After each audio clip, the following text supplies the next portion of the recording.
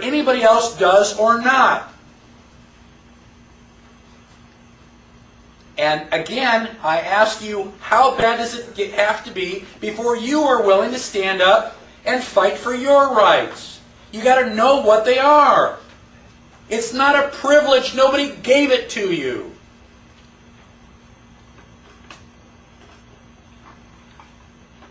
Now they are printed, they are enumerated by the Bill of Rights. They are listed.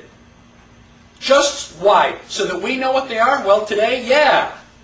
Most of us have got to read it to find out what they are. Why did we list them? Did we list them for us? For the government. No, we listed them for the government. It says these are the things that are our rights. Keep your hands off. So let's go through them rather quickly and briefly. Page 43. And if you are going to continue your study, I hope you will, one of the things that I would recommend that you start with is to memorize the Bill of Rights. Oh man, I got to memorize something again? I feel like I'm in school. Okay, how much is your liberty worth? Put it on a cassette and listen to it every time you're in the car. Okay. Crystal has shirts with, the Bill of Rights, and there's all printed upside down. So when you want to find out what one of them is, you just kind of bend over and look at your belly. Oh, there it is. Marie has one on. Good morning, everybody. There it is. We got one right there. And we got three. I want to read the three. Yeah. That's cute. So, First Amendment says Congress shall make no law. They should have put a period.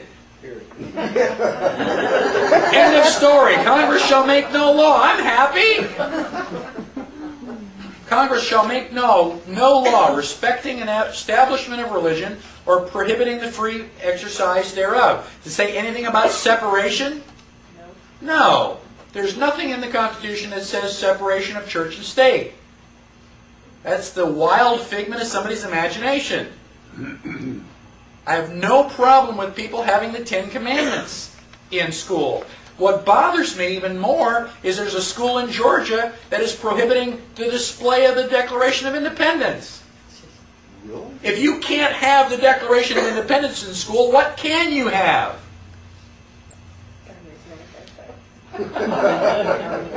Yeah.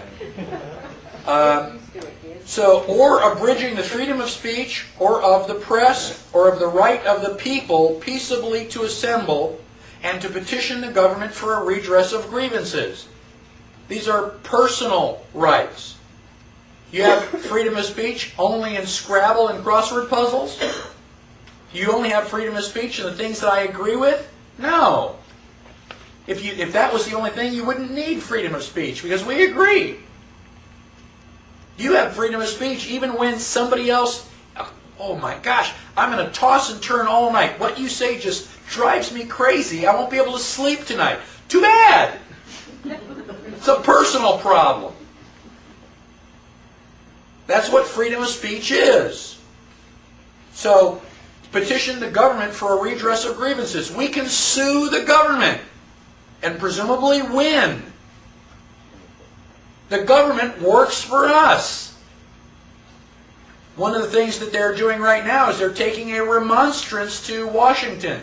A remonstrance is a word you don't hear very much anymore, but it is a formal complaint against the government.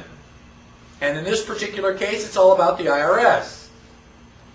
Second Amendment.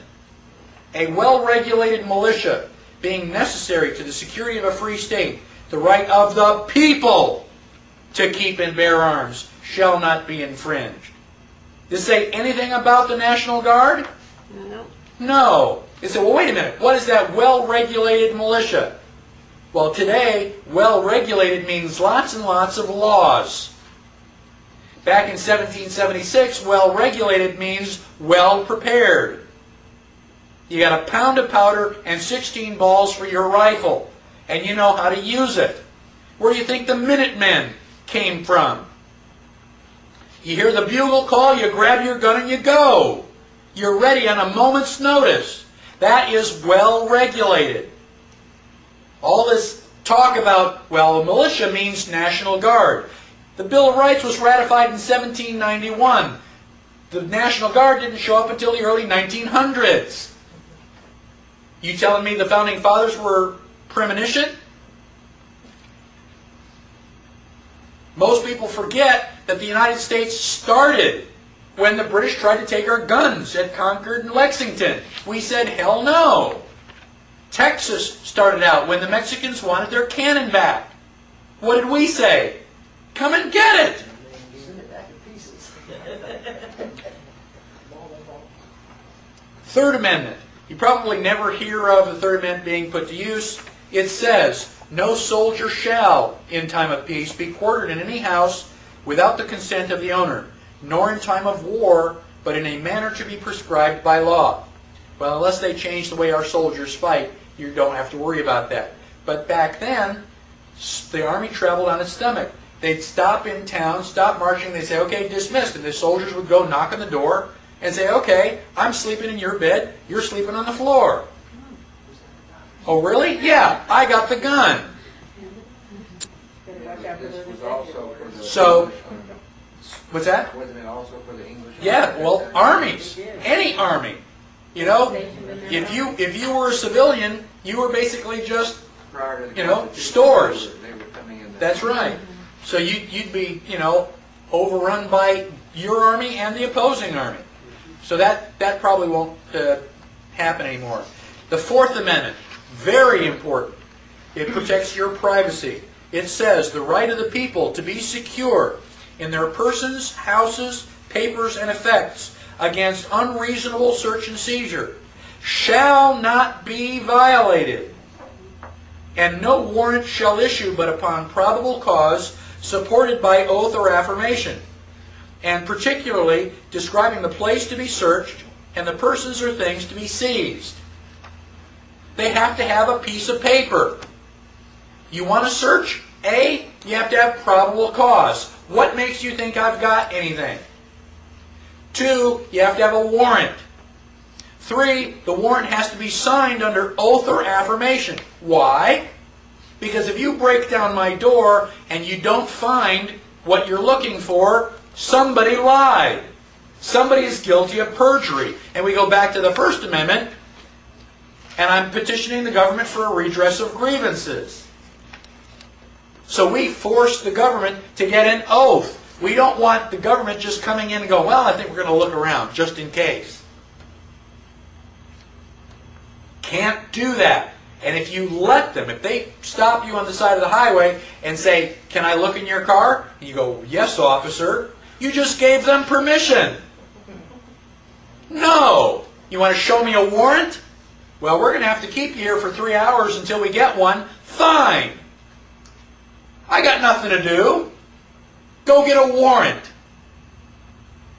And when you don't find what you're looking for, be prepared for a lawsuit. You do that 2 or 3 times, and they're not going to check your car anymore. Is that true even if you have a license? Did you agree to Yes. checking in any time with the...